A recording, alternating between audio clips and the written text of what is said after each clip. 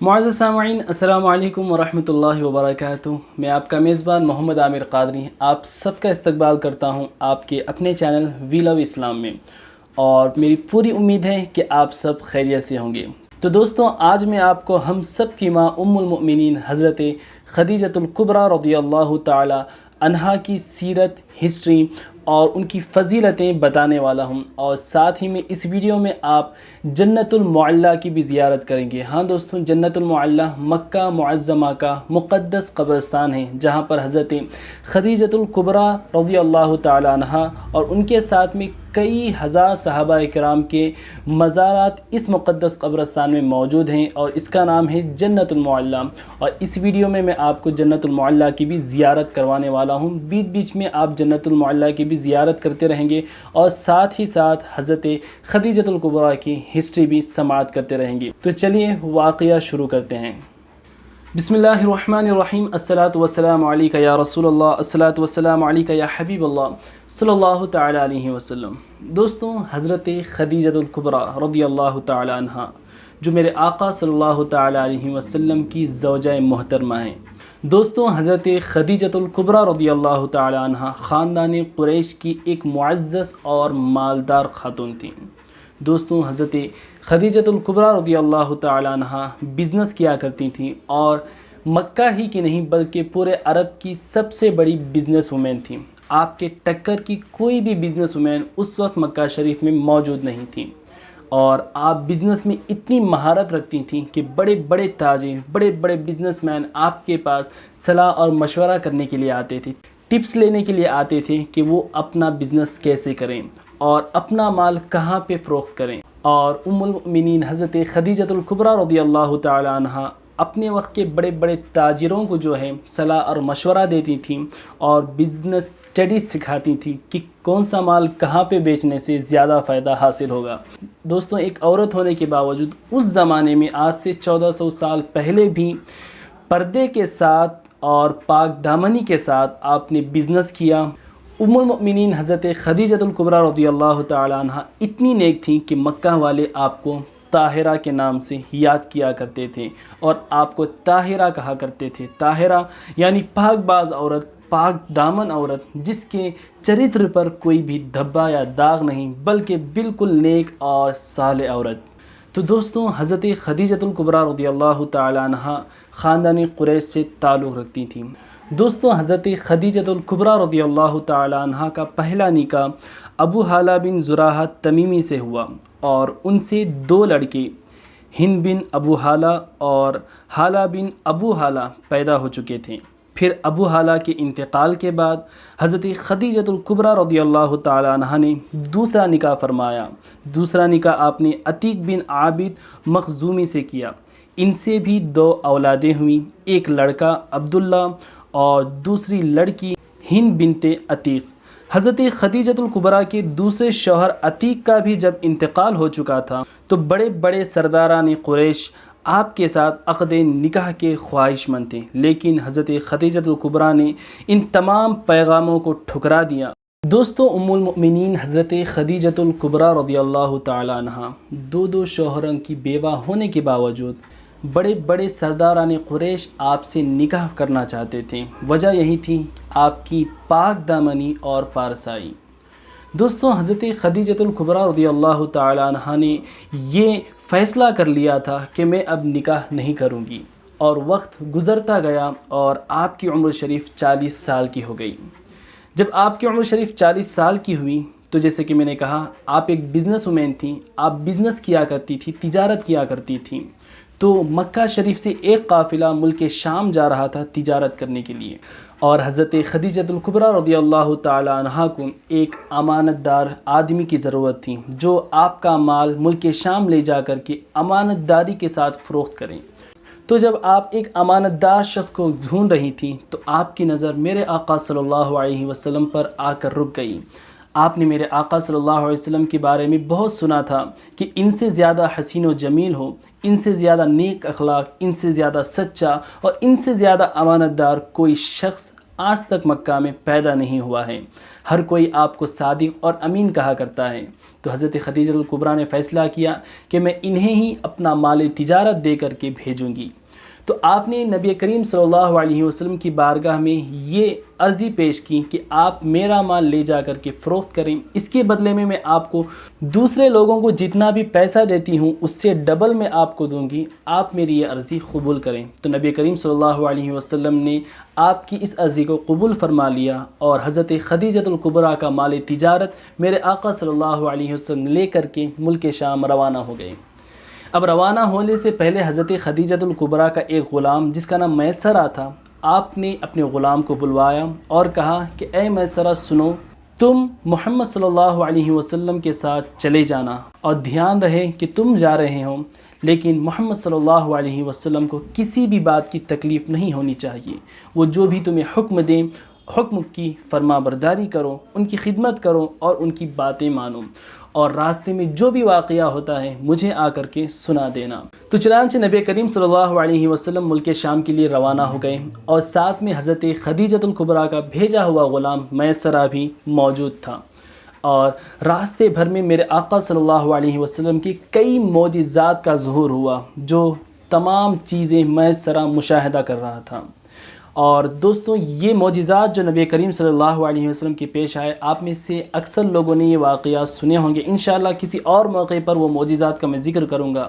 بہرحال نبی کریم صلی اللہ علیہ وسلم ملک شام سے تجارت کر کے جب مکہ تشریف لائے تو اس زمانے میں جانے آنے کے لیے کوئی سواریاں نہیں تھیں، جیسے آج نیو ٹیکنالوجی ہے، بسز ہیں، کار ہیں، یا ٹرین ہو یا ہوائی جہاز ہو، اس زمانے میں تمام چیزیں نہیں تھیں۔ تو اس زمانے میں لوگ پیدل یا جانوروں پر سوار ہو کر کے سفر کیا کرتے تھے، اور ایک سفر کے لیے کئی مہینے لگ جاتے تھے۔ تو چنانچہ جب قافلہ کوئی واپس اپنے گھر آتا تو تمام گاؤں اور شہر والے ان لوگوں کا استقبال کیا کرتے تھے، اور بچے عورتیں اپنے گھروں کی چھتوں پر چڑھ کر کے ان لوگوں کو دیکھا کرتے تھے۔ بچیاں اپنے باپ کو دیکھتی، عورتیں اپنے شوہر کو دیکھتی، بہنیں اپنے بھائی کو آتا ہوا دیکھا کرتی تھیں۔ تو دوستوں، جب سرکار دو عالم صلی اللہ علیہ وسلم کا قافلہ ملک شام سے تجارت کر کے واپس لوٹ رہا تھا مکہ شریف، تو حضرت خدیجہ الکبریٰ رضی اللہ تعالیٰ عنہ بھی اپنے گھر کی چھت پر بیٹھ کر کے قافلے کا انتظار کرنے لگیں۔ اور جب آپ کی نظر میرے آقا صلی اللہ علیہ وسلم پر پڑی تو آپ نے دیکھا کہ میرے آقا صلی اللہ علیہ وسلم کے سر پر گویا دو فرشتے سایہ کیے ہوئے ہیں۔ ایک روایت کے مطابق ایک بادل کا ٹکڑا نبی کریم صلی اللہ علیہ وسلم کے سر پر سایہ کیے ہوئے ہیں، جو آپ کو دھوپ سے بچا رہا ہے، اور وہ بادل کا ٹکڑا آپ کے ساتھ ہی ساتھ چل رہا ہے۔ جب یہ منظر حضرت خدیجہ الکبریٰ رضی اللہ تعالی عنہ نے دیکھا تو اس کا ایک گہرا اثر آپ کے قلب پر ہوا، اور آپ بڑی عقیدت و محبت کے ساتھ سرکار دو عالم صلی اللہ علیہ وسلم کو دیکھتی رہیں۔ جب چند دن گزر گئے تو آپ نے اپنے غلام سے کہا کہ اے میسرہ، جب قافلہ آ رہا تھا تو میں نے دیکھا کہ محمد صلی اللہ علیہ وسلم کے سر پر ایک بادل سایہ کیے ہوئے تھا، ماجرا کیا ہے؟ تو میسرہ نے کہا آپ نے تو آتے وقت یہ واقعہ دیکھا، یہ واقعہ تو میں پورے رستے دیکھتا رہا، یہ منظر مجھے پورا رستہ دکھائی دیا، اور اس کے علاوہ بہت سارے ایسی عجیب و غریب میں نے چیزیں دیکھی جو آج سے پہلے کسی شخص کے بارے میں نہیں دیکھی تھیں۔ تو حضرت خدیجہ الکبریٰ کا وہ غلام میسرہ میرے آقا کی تعریف کرتا رہا، اور حضرت خدیجہ الکبریٰ اس تعریف کو سنتی رہیں۔ اور یہ تمام چیزیں دیکھنے اور سننے کے بعد نبی کریم صلی اللہ علیہ وسلم کے لیے حضرت خدیجہ الکبریٰ کے دل میں عقیدت اور محبت پیدا ہو گئی، اور آپ کا دل میرے آقا کی بارگاہ میں جھک گیا۔ اور حضرت خدیجہ الکبریٰ نے جو یہ فیصلہ کر لیا تھا کہ میں اب نکاح نہیں کروں گی، ابھی فیصلہ بدلنے پر آپ مجبور ہو گئیں، اور میرے آقا صلی اللہ علیہ وسلم کی بارگاہ میں آپ نے پیغام نکاح بھیجا۔ اس کے بعد حضرت خدیجہ الکبریٰ رضی اللہ تعالی عنہا نے نبی کریم صلی اللہ علیہ وسلم کی پھوپھی حضرت صفیہ کو بلایا، جو ان کے بھائی عوام کی بیوی تھیں۔ ان سے حضور نبی کریم صلی اللہ علیہ وسلم کی کچھ ذاتی حالات کے بارے میں مزید معلومات حاصل کیں۔ پھر نصفیہ بنت امیہ کے ذریعے خود ہی نبی کریم صلی اللہ علیہ وسلم کے پاس نکاح کا پیغام بھیجا۔ مشہور امام سیرت محمد بن اسحاق نے لکھا ہے کہ اس رشتے کو پسند کرنے کی جو وجہ حضرت خدیجۃ الکبریٰ رضی اللہ تعالی عنہا نے خود حضور نبی کریم صلی اللہ علیہ وسلم سے بیان کی ہے، وہ خود ان کے الفاظ میں یہ ہیں۔ آپ فرماتی ہیں انی قد رغبت فیک لحسنی خلقی کا و صدقی حدیثی کا، یعنی میں نے آپ کے اچھے اخلاق اور آپ کی سچائی کی وجہ سے آپ کو پسند کیا ہے۔ اور یہ قول کتاب زرقانی ابو المواہب جلد اول صفحہ نمبر 200 میں موجود ہے۔ جب آپ کا پیغام نکاح نبی کریم صلی اللہ علیہ وسلم کے پاس پہنچا تو حضور نبی کریم صلی اللہ علیہ وسلم نے اس رشتے کو اپنے چچا ابو طالب اور خاندان کے دوسرے بڑے بوڑھوں کے سامنے پیش فرمایا۔ بھلا حضرت خدیجۃ الکبریٰ رضی اللہ تعالیٰ عنہ جیسی پاک دامن شریف عقل مند عورت سے شادی کرنے کو کون نہ کہتا۔ سارے خاندان والوں نے نہایت خوشی کے ساتھ اس رشتے کو منظور کر لیا اور نکاح کی تاریخ بھی مقرر ہو گئی۔ غرض حضرت بی بی خدیجۃ الکبریٰ رضی اللہ تعالیٰ عنہ کے ساتھ حضور نبی کریم صلی اللہ علیہ وسلم کا نکاح ہو گیا اور حضور محبوب خدا صلی اللہ علیہ وسلم کا خانہ معاشیت ازواجی زندگی کے ساتھ آباد ہو گیا۔ حضرت بی بی خدیجۃ الکبریٰ رضی اللہ تعالیٰ عنہ تقریباً 25 برس تک حضور نبی کریم صلی اللہ علیہ وسلم کی خدمت میں رہیں، اور ان کی زندگی میں حضور صلی اللہ علیہ وسلم نے دوسرا نکاح نہیں فرمایا، یعنی جب تک حضرت خدیجۃ الکبریٰ رضی اللہ تعالیٰ عنہ باحیات رہیں تب تک نبی کریم صلی اللہ علیہ وسلم نے دوسرا نکاح نہیں فرمایا۔ اور حضور نبی کریم صلی اللہ علیہ وسلم کے ایک فرزند حضرت ابراہیم کے سوا باقی آپ کی تمام اولاد حضرت خدیجۃ الکبریٰ کے بطن سے ہی پیدا ہوئیں۔ دوستوں، حضرت خدیجۃ الکبریٰ رضی اللہ تعالی عنہ میرے آقا صلی اللہ علیہ وسلم کی سب سے پہلی رفیقہ حیات ہیں، یعنی آپ سب سے پہلی بیوی ہیں۔ حضرت خدیجۃ الکبریٰ رضی اللہ تعالی عنہ کے والد کا نام خویلد بن اسد اور آپ کی والدہ کا نام فاطمہ بنت زائدہ ہے۔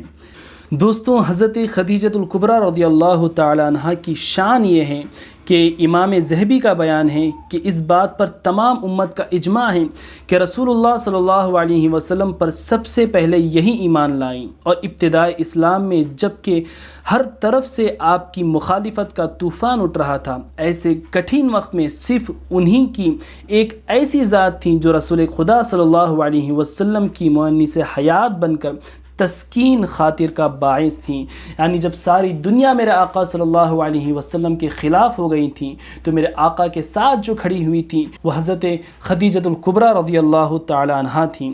حضرت خدیجۃ الکبریٰ رضی اللہ تعالی عنہ نے اتنے خوفناک اور خطرناک اوقات میں جس استقلال اور استقامت کے ساتھ خطرات اور مصائب کا مقابلہ کیا، اور جس طرح تن من دھن سے بارگاہ نبوت میں اپنی قربانی پیش کی، اس خصوصیت میں تمام ازواج مطہرات پر ان کو ایک خصوصی فضیلت حاصل ہے۔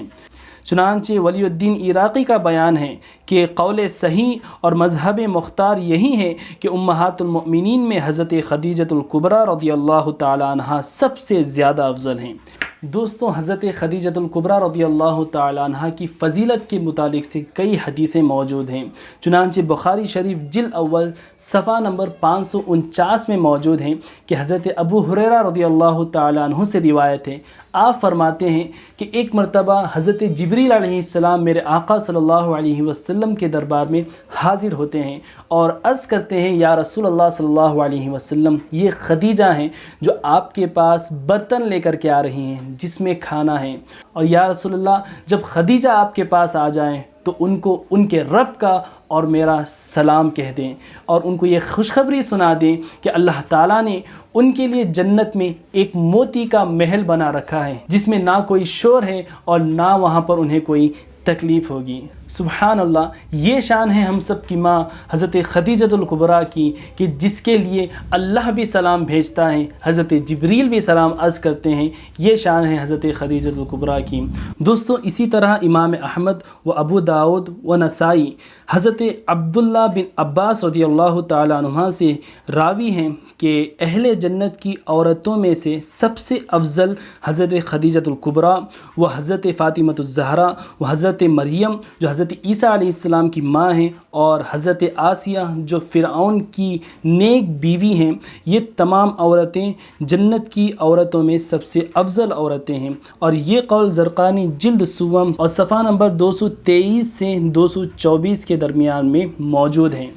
دوستو، اسی طریقے کی ایک روایت ہے کہ حضرت عائشہ صدیقہ رضی اللہ تعالی عنہا نے نبی کریم صلی اللہ علیہ وسلم کی زبان سے جب حضرت خدیجۃ الکبریٰ کی بہت زیادہ تعریف سنی تو حضرت عائشہ کو غیرت آ گئی، اور آپ نے کہا کہ یا رسول اللہ صلی اللہ علیہ وسلم، آپ خدیجۃ الکبریٰ کو اتنا کیوں یاد کرتے ہیں جبکہ اللہ تعالیٰ نے آپ کو ان سے بہتر بیوی عطا کر دی ہے؟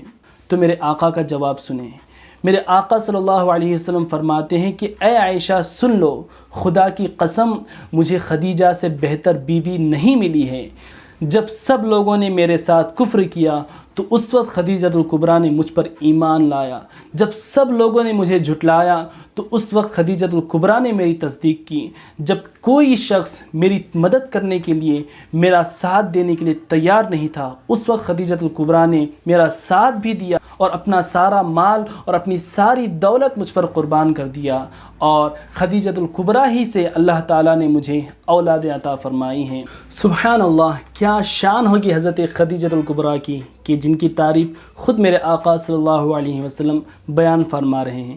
دوستوں، یہ روایت زرقانی جلد سوم صفحہ نمبر 224 میں موجود ہیں۔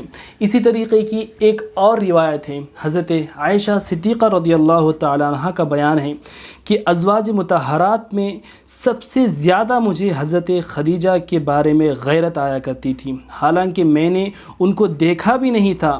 غیرت کی وجہ یہ تھی کہ حضور نبی کریم صلی اللہ علیہ وسلم بہت زیادہ ان کا ذکر خیر فرمایا کرتے تھے، اور اکثر ایسا ہوتا تھا کہ آپ جب کوئی بکری ذبح فرماتے تھے تو کچھ گوشت حضرت خدیجۃ الکبریٰ کی سہیلیوں کے گھر میں ضرور بھیج دیا کرتے تھے۔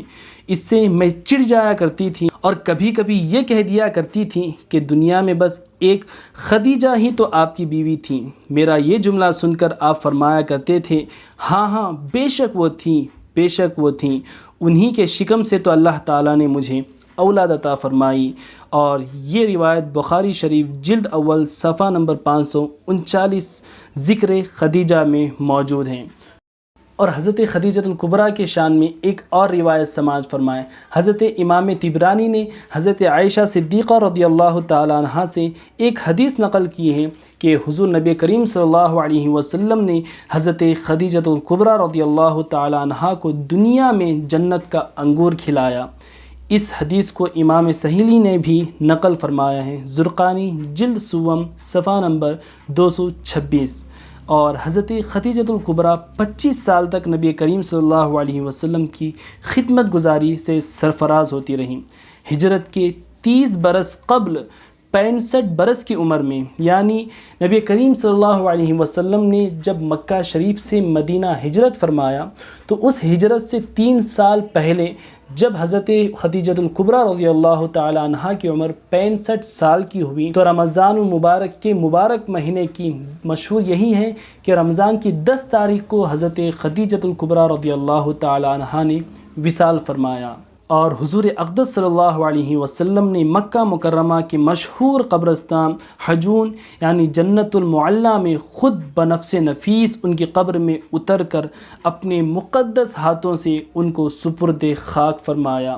چونکہ اس وقت تک نماز جنازہ کا حکم نازل نہیں ہوا تھا، اسی لیے حضرت خدیجۃ الکبریٰ رضی اللہ تعالی عنہا کی نماز جنازہ نہیں پڑھی گئی۔ وجہ یہی ہے کہ اس وقت تک نماز جنازہ کا حکم ہی نازل نہیں ہوا تھا۔ اور یہ روایت زرقانی جلد سوم صفحہ نمبر 227 وہ اکمال فی اسماء الرجال صفحہ نمبر 593 میں موجود ہے۔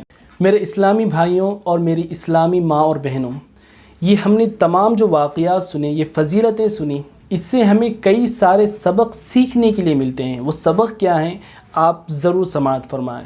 ایک تو یہ ہے، حضرت خدیجۃ الکبریٰ رضی اللہ تعالی عنہا اس زمانے کی عورت ہیں جس زمانے میں عورتوں کی کوئی عزت نہیں کیا کرتا تھا۔ گھر میں بیٹی پیدا ہوتی تو اس کو زندہ دفن کر دیا جاتا تھا، شوہر اپنی بیوی کی عزت نہیں کیا کرتا تھا، بھائی اپنی بہن کی حفاظت نہیں کیا کرتا تھا، اگر باپ کا انتقال ہو جائے تو بیٹے اپنی ماں کو بازاروں میں لے جا کر کے نیلام کر دیا کرتے تھے اور وہ پیسے آپس میں تقسیم کر لیا کرتے تھے۔ ایسی جہالت، ایسی لوگوں میں کم علمی تھی، وہ دور ایسی جہالت کا دور تھا جہاں پر لوگ عورت کا حق تو چھوڑیے اس کی عزت تک نہیں کیا کرتے تھے۔ ایسے دور میں تمام لوگ حضرت خدیجۃ الکبریٰ کی عزت کرتے تھے، اور ایسے دور میں حضرت خدیجۃ الکبریٰ کو طاہرہ کے لقب سے یاد کیا کرتے تھے۔ ایسے دور میں حضرت خدیجۃ الکبریٰ نے بزنس بھی کیا اور ایسی بزنس وومین بنی کہ بڑے بڑے اس وقت کے بزنس مین، تاجر آپ کے شاگرد یعنی آپ سے صلاح مشورہ کرنے کے لیے آیا کرتے تھے۔ تو دوستوں، کیا حضرت خدیجۃ الکبریٰ خود میدان میں اتر کر کے بزنس کیا کرتی تھی؟ نہیں دوستوں، حضرت خدیجۃ الکبریٰ کے بزنس کے بارے میں یہ آتا ہے، جیسے کہ آپ نے واقعہ سنا، آپ کسی بھروسے مند شخص کے ذریعے تجارت فرمایا کرتی تھیں، اور آپ کا جو غلام میسر ہے، آپ کے غلام نے بھی آپ کو کبھی نہیں دیکھا، آپ ہمیشہ پردے میں رہا کرتی تھی۔ آپ کی ایک لونڈی باندی تھی جو آپ کے گھر میں کام کرنے والی عورت تھی، اس کے ذریعے آپ کوئی میسیج دیتی ہیں، وہ میسیج وہ لونڈی غلام تک پہنچاتی، پھر غلام وہ میسیج باہر پہنچایا کرتا تھا۔ اس پردے کے اہتمام کے ساتھ حضرت خدیجۃ الکبریٰ نے بزنس کیا اور ایسی سکسیسفل بزنس وومین بنی کہ ان کے ٹکر کی بزنس وومین پورے عرب میں نہیں تھیں۔ کیا آج ہماری بیٹیاں پردے کے اہتمام کے ساتھ کوئی کام کرتی ہیں تو کیا وہ کامیاب نہیں ہو سکتی؟ بے شک کامیاب ہو سکتی ہیں، لیکن ضرورت ہے پردے کی، شریعت مصطفیٰ پر عمل کرنے کی۔ حضرت خدیجۃ الکبریٰ اور حضرت فاطمہ الزہرا رضی اللہ تعالیٰ عنہما کی سیرت پر عمل کرتے ہوئے آپ کوئی بھی کام کریں تو انشاءاللہ آپ کے کام میں اللہ تبارک و تعالیٰ برکتیں بھی عطا کرے گا اور آپ کامیاب بھی ہو جائیں گی، اور دنیا و آخرت میں بھی آپ کے لیے بھلائیاں ہیں۔ دوستوں، اس کے علاوہ یہ بھی ہمیں سبق ملتا ہے کہ جب آپ رشتہ دیکھتے ہیں تو لڑکی کی بھی مرضی پوچھی جاتی ہے، لڑکے کی بھی مرضی پوچھی جاتی ہے۔ تو آپ نہ کوئی خوبصورتی دیکھیں، نہ آپ اسٹیٹس دیکھیں، نہ آپ پیسہ دیکھیں، آپ کو دیکھنا ہے تو اخلاق دیکھنا ہے، کردار دیکھنا ہے۔ حضرت خدیجۃ الکبریٰ رضی اللہ تعالیٰ عنہا نے بھی یہی دیکھا کہ میرے آقا صلی اللہ علیہ وسلم کے اخلاق اچھے ہیں اور وہ سچی انسان ہیں۔ حالانکہ میرے آقا کے حسن و جمال کے بارے میں بھی اگر بات کی جائے تو ان جیسا حسین و جمیل نہ آج تک کوئی ہوا ہے، نہ آج موجود ہے، نہ قیامت تک ہو سکتا ہے۔ اتنے حسین و جمیل رہنے کے باوجود بھی حضرت خدیجۃ الکبریٰ نے میرے آقا کے صرف حسن کو ہی نہیں بلکہ آپ کے اچھے اخلاق کو دیکھا اور آپ کی سچائی کو دیکھا، اور یہی دیکھ کر کے حضرت خدیجۃ الکبریٰ نے آپ کی دربار میں پیغام نکاح کو بھیجا۔ اور میرے آقا صلی اللہ علیہ وسلم کے پاس جب پیغام نکاح آیا، آپ نے خود فیصلہ نہیں کیا بلکہ اپنے گھر کے بڑوں کے پاس یہ عرضی پیش کی۔ حالانکہ میرے آقا صلی اللہ علیہ وسلم دنیا میں سب سے بہترین فیصلہ کرنے والے ہیں۔ آپ سے اچھا فیصلہ، آپ سے زیادہ سمجھدار، آپ سے زیادہ عقل مند شخص نہ کوئی ہوا ہے اور نہ ہی ہو سکتا ہے، یہ ناممکن ہے۔ اس کے باوجود آپ نے ہمیں سبق دینے کے لیے، ہمیں سکھانے کے لیے اپنے گھر کے بڑوں سے مشورہ کیا، اور اپنے گھر کے بڑوں سے مشورہ کر کے آپ نے نکاح کا فیصلہ کیا۔ اور گھر کے بڑوں نے بھی یہ نہیں دیکھا کہ ایک عورت بیوہ ہے، 4 بچوں کی ماں ہے، 40 سال کی عمر ہے، میرا بیٹا 25 سال کا نوجوان ہے۔ اور دوستوں، میرے آقا صلی اللہ علیہ وسلم کا جب پہلا نکاح ہوا، میرے آقا کی عمر 25 سال کی تھی اور حضرت خدیجۃ الکبریٰ کی عمر 40 سال کی تھی۔ تو گھر والوں نے یہ نہیں دیکھا کہ اتنی بڑی عورت ہے، بلکہ یہ دیکھا کہ نیک عورت ہے، طاہرہ عورت ہے، پاکیزہ عورت ہے، اور اس سے زیادہ نیک عورت ہمیں نہیں مل سکتی۔ تو ان کی پاک دامنی کو دیکھ کر کے نکاح کا فیصلہ کیا گیا۔ تو گھر کے بڑوں کو بھی چاہیے جب رشتہ ڈھونڈیں تو خوبصورتی نہیں، ان کا اسٹیٹس نہیں، ان کا پیسہ نہیں، بلکہ سیرت دیکھی جائے، اخلاق دیکھی جائے۔ اور لڑکی اور لڑکے کے لیے بھی یہی نصیحت ہے کہ جب آپ رشتہ پسند کرتے ہیں اپنے والدین کی پسند سے، تو آپ بھی یہی پہلے دیکھیں، آپ بھی یہی چیز کو آگے رکھیں کہ لڑکا یا لڑکی دیندار ہیں یا نہیں، اچھے اخلاق مند ہیں یا نہیں۔ یہ اسٹیٹس، یہ پیسہ، یہ روپیہ، یہ خوبصورتی چند دنوں کی مہمان ہے، لیکن اچھے اخلاق زندگی بھر کام آنے والے ہیں۔ دوستوں، اس کے علاوہ ایک اور بات یہ بھی معلوم ہوئی کہ میاں بیوی کا رشتہ ہونا کیسا چاہیے، کہ نبی کریم صلی اللہ علیہ وسلم پر کتنی ہی مصیبتیں کیوں نہ آ گئی ہوں، حضرت خدیجۃ الکبریٰ نے میرے آقا کا ساتھ نہیں چھوڑا۔ یہی سبق ہمیں بھی حاصل کرنی چاہیے۔ اگر شوہر پر کتنی بھی مصیبتیں آئیں کتنی بھی غریبی آئے، کتنی بھی پریشانیاں کیوں نہ آ جائیں، بیوی کو چاہیے کہ اپنے شوہر کے ساتھ ایمانداری کے ساتھ زندگی گزاریں، اس کا ساتھ دیں، اس کی حوصلہ افزائی کریں، نہ کہ اسے تانے دے کر کے اس کے حوصلے اور ہمت کو توڑ دیں۔ تو یہی سبق ہمیں سیکھنے کے لیے ملتا ہے۔ اس کے علاوہ یہ بھی ہمیں بات پتہ چلتی ہے کہ میرے آقا صلی اللہ علیہ وسلم حضرت خدیجہ الکبریٰ سے اتنی محبت فرمایا کرتے تھے کہ آپ کی سہیلیوں کا بھی آپ خیال رکھا کرتے تھے۔ ہمیں یہ سبق ملتا ہے کہ اکثر آج جو میاں بیوی کے درمیان جو جھگڑے ہو رہے ہیں، میرے پاس بھی بہت سارے مسئلے آتے ہیں، کئی لوگ فونز کرتے ہیں، گھر کے پریشانیاں بتاتے ہیں، اکثر ریزن یہی ہوتا ہے کہ میاں بیوی ایک دوسرے کی عزت نہیں کرتے اور ایک دوسرے کے گھر والوں کی یہ عزت نہیں کرتے۔ شوہر اپنی بیوی کے گھر والوں کو برا بھلا کہتا ہے، بیوی اپنے شوہر کے گھر والوں کو برا بھلا کہتی ہے، حتیٰ کہ دونوں میں جھگڑا ہوتا ہے اور بعض اوقات یہ بھی دیکھا گیا ہے رشتہ ٹوٹ بھی جاتا ہے۔ میرے آقا صلی اللہ علیہ وسلم کی سیرت کو پڑھیں، سنیں اور عمل کریں۔ ایک روایت میرے ذہن میں آ رہی ہے کہ حضرت عائشہ صدیقہ رضی اللہ تعالی عنہ فرماتی ہیں کہ ایک مرتبہ ایک بوڑھی عورت میرے آقا صلی اللہ علیہ وسلم سے ملاقات کرنے کے لیے آتی ہیں۔ میرے آقا صلی اللہ علیہ وسلم اس بوڑھی عورت سے ملاقات کرتے ہیں، دونوں میں بات چیت ہوتی ہے۔ جب وہ بوڑھی عورت خوش ہوتی ہے تو میرے آقا بھی خوش ہوتے ہیں، جب وہ بوڑھی عورت اداس ہوتی ہے تو میرے آقا بھی اداس ہو رہے ہیں، جب وہ رونے لگتی ہیں تو میرے آقا بھی رونے لگتے ہیں۔ تھوڑی دیر کے بعد وہ عورت جب چلی گئی تو حضرت عائشہ صدیقہ رضی اللہ تعالی عنہ نے پوچھا کہ یا رسول اللہ یہ بوڑھی عورت کون تھی؟